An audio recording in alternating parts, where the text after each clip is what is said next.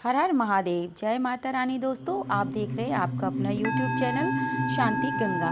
दोस्तों कई बार ना चाहते हुए भी इंसान मुकदमा और कोर्ट केस में फंस जाता है। इससे छुटकारा पाने के लिए कई तरह के उपाय करता है।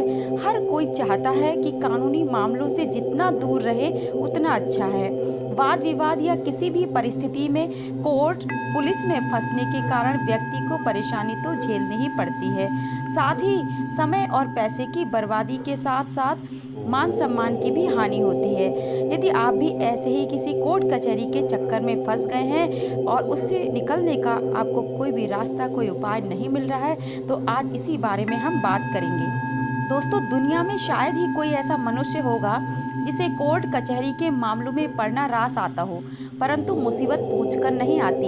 अनचाहे अनजाने में कई बार दूसरों की जमीन पर नजरें गड़ा बैठने वाले लोगों की वजह से, कभी पारिवारिक अनबन की वजह से, तो कभी जानकारी के अभाव में लोग कोर्ट केस में फंस ही जाते हैं। एक बार किसी मामले में कोर्ट का चक्कर लग जाए दोस्तों, तो फिर तो तारीख दर तारीख इंसान उसके साथ घिसटता चला जाता है। और अपने देश में न्याय प्रणाली भी कुछ इस तरह से काम करती है कि छोटे से छोटे मामले में भी फैसला आने में वर्षों लग जाते हैं।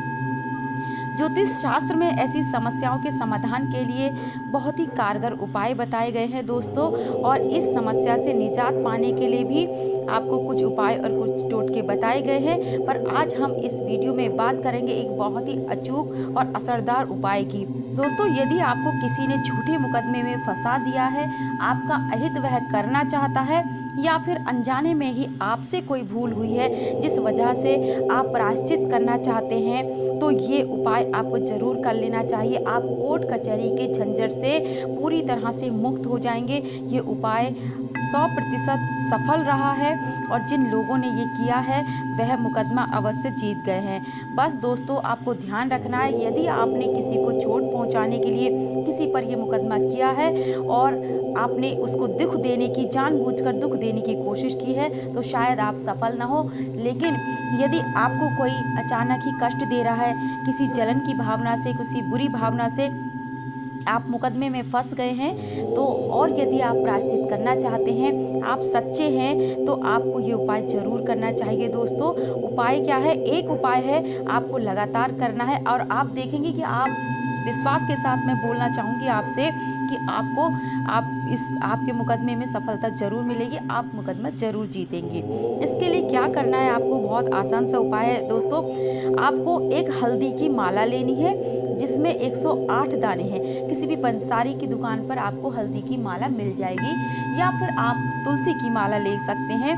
या अगर आपको हल्दी और तुलसी की माला ना भी मिले, तो दोस्तों आप कोई भी 108 मनकों की माला ले लें। मैंने जैसा कि हर वीडियो में आपको बताया है कि आपकी भावना, आपका विश्वास ज़्यादा काम करता है बजाय और सारे चीज़ों के। जो आप उपाय के लिए कोई भी सामग्री लेते हैं, उस सामग्री की वैल्यू तो होती है, असर भी होता है, लेकिन आपकी भावना, आपका विश्वास वहाँ ज़्यादा काम करता है।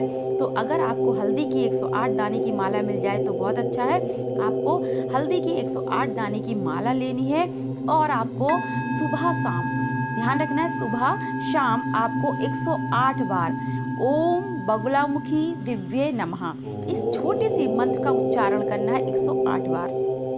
दोस्तों आप देखेंगे कि आप जब नियम से इस मंत्र का उच्चारण करते हैं, लगातार उच्चारण करते हैं, तो आप पाएंगे कि कुछ ही समय में आपका मुकदमा आप जीत चुके हैं, आपको अपने मुकदमे में सफलता मिल गई है। दोस्तों देखिए, यहाँ फिर से मैं आपको एक चीज़ बताना चाहूँगी कि ये उपाय मैंने खुद भी किया है और मैं मुकदमा जीती भी, इसलिए मैं आपको विश्वास के साथ ये बात कहना चाहूँगी। और दोस्तों एक बार फिर से मैं आपको ये बताना चाहूँगी कि आपकी भावना पवित्र होनी चाहिए, आपको विश्वास होना चाहिए अपने जो आप काम कर रहे हैं उसमें, आपको आपके मन में ये विश्वास होना चाहिए कि मैं अवश्य सफल होऊंगा या होंगी।